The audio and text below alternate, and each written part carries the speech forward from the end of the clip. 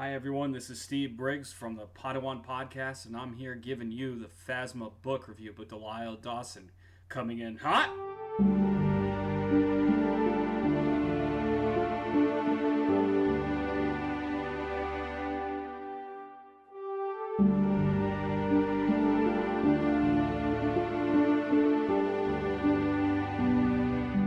Alright, so as everyone knows, Phasma is one of the newer characters in the new trilogy.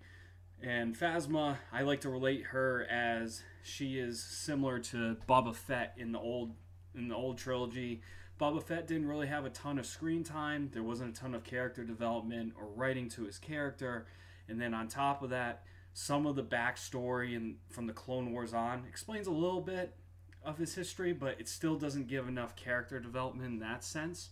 And where you could look at the Star Wars writers and say that they didn't really the writing isn't that great and they don't do a lot of character development. Phasma's meant to be a supporting character, and on top of that, with the new trilogy, there's so many questions revolving around the Star Wars universe at that time, and so this book, which comes before the Last Jedi happens, aims to clear up some of those questions that you have about Phasma, like where is she from?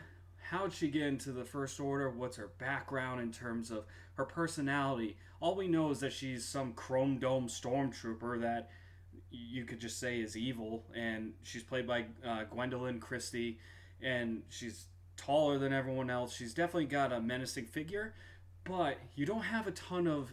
There's not a lot of background on her in the movie, so this book aims to clear up some of her background, her heritage, how she grew up, and also it introduces a few new characters. It gives you eyes into the First Order, as well as it gives you some background into the First Order. I believe about 10 years prior to the events of Force Awakens.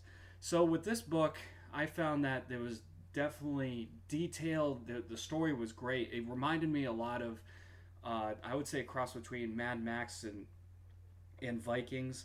I know that Delilah Dawson, one of her interviews, just as the book released, she mentioned that there was a big Mad Max influence there, so that you could definitely see it in the plot, and you can see it with Phasma and her family and her clanmates. So I don't want to give too much details as this is a spoiler-free review, but a few of the things that you'll find in this book, you will find that you'll learn about Phasma's background. What drives her?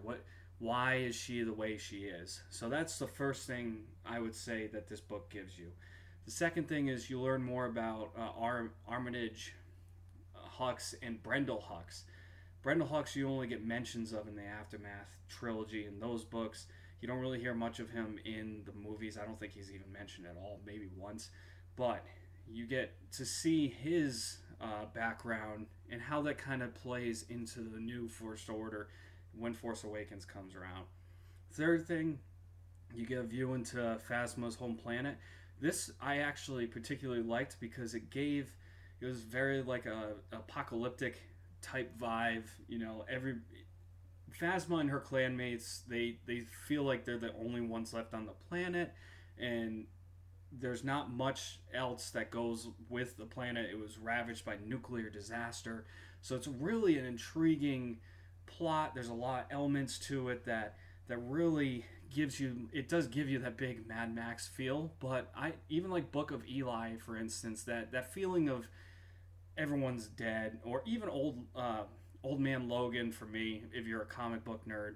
That's another aspect where I feel this kind of fits into. There's also the Vikings aspect. You'll see a lot of that influence in many of the characters and their interactions. So you see a lot of that.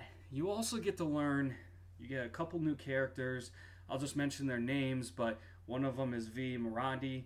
She is the main character in the story. Besides Phasma, she's with the Resistance, and you'll learn more about her background. In the very beginning, she gets captured by the First Order, and the person that captures her is this new enemy called Cardinal.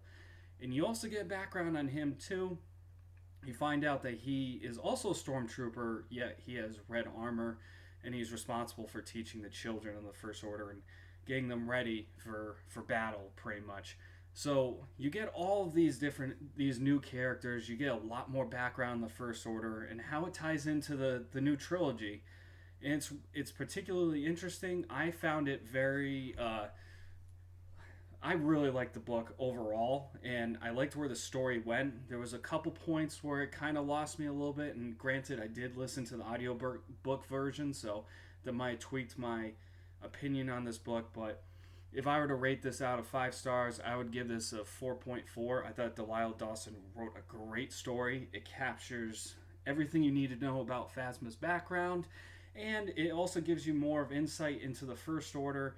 And this is before The Last Jedi, so you kind of get a more detailed background of what was going on in the galaxy at that time. So I highly recommend this book if you love Mad Max and you like apocalyptic movies or stories in general and sci-fi elements.